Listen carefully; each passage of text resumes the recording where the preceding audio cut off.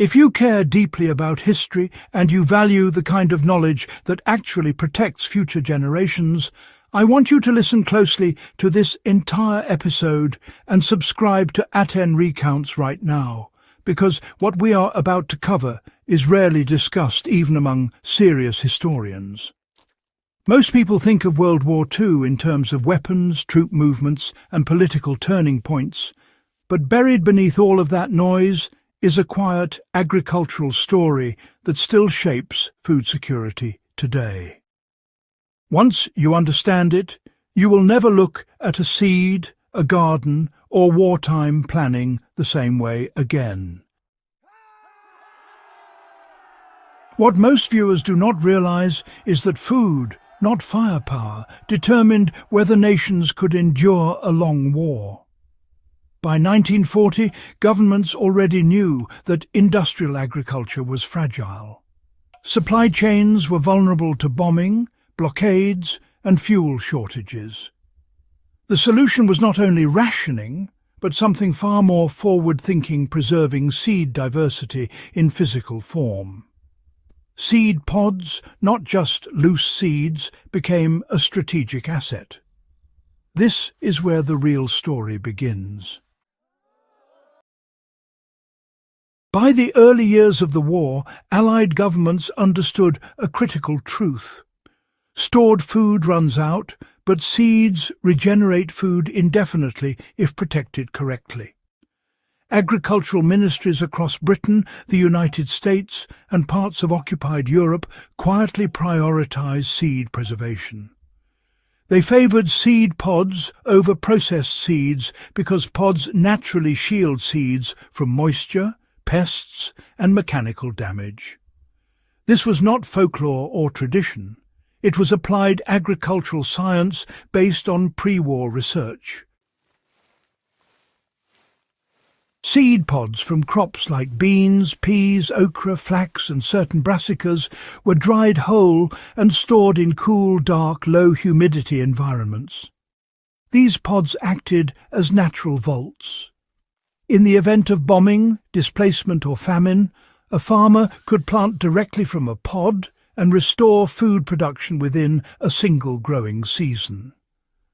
That regenerative potential is the foundation of long-term food security, and World War II planners understood it clearly. Modern seed storage, it often depends on refrigeration, chemical treatments, and these big centralized facilities. But during the Second World War, none of that could be relied upon. Electricity grids, failed warehouses, burned transport routes, they vanished overnight. Yet seed pods endured because they required no technology beyond basic drying and, honestly, a bit of intelligent handling. A bean pod stored in a cloth sack in a cellar could survive freezing winters, damp summers, and even evacuation. In contrast, shelled seeds exposed to air absorbed moisture and lost viability faster. This is exactly why wartime manuals instructed civilians and farmers to keep seeds in their pods until planting time whenever possible. The pod was not waste, it was protection. One of the most overlooked consequences of Second World War seed preservation is, genetic survival. Industrial farming was already narrowing crop genetics before the war. The chaos of conflict threatened to wipe out regional varieties entirely. Seed pods, stored locally, often by families rather than institutions, preserved land races that would otherwise be lost. In occupied Europe, farmers hid seed pods alongside personal valuables. In Britain's Dig for Victory campaign, gardeners were encouraged to save pods from the strongest plants each season. This practice ensured that post-war agriculture did not rely solely on centralized seed suppliers. Many varieties reintroduced after the war trace directly back to pods stored during bombing campaigns.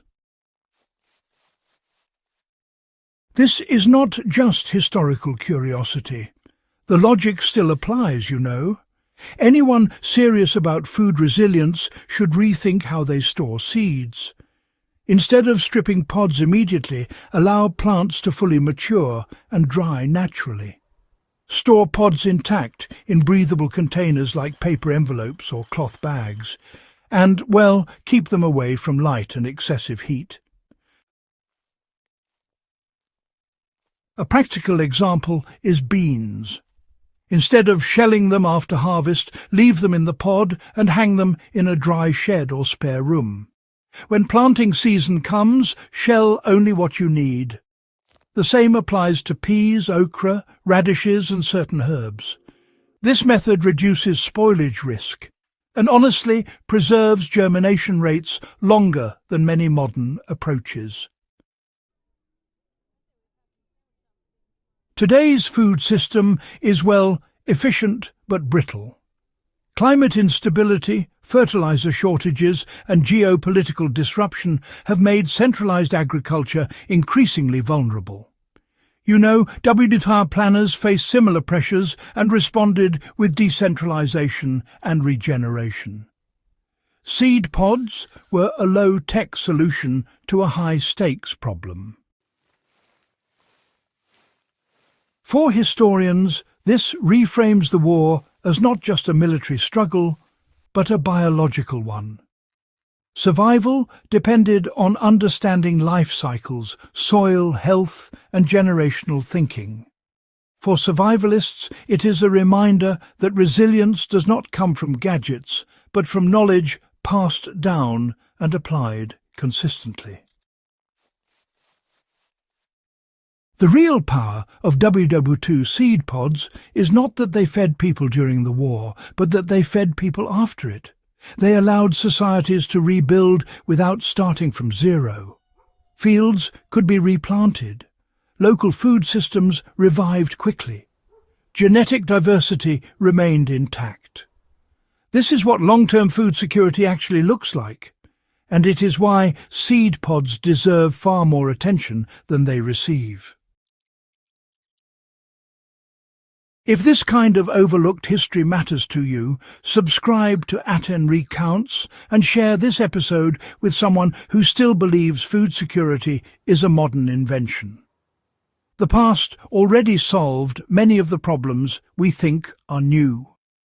Our responsibility is to remember, apply and pass that knowledge forward.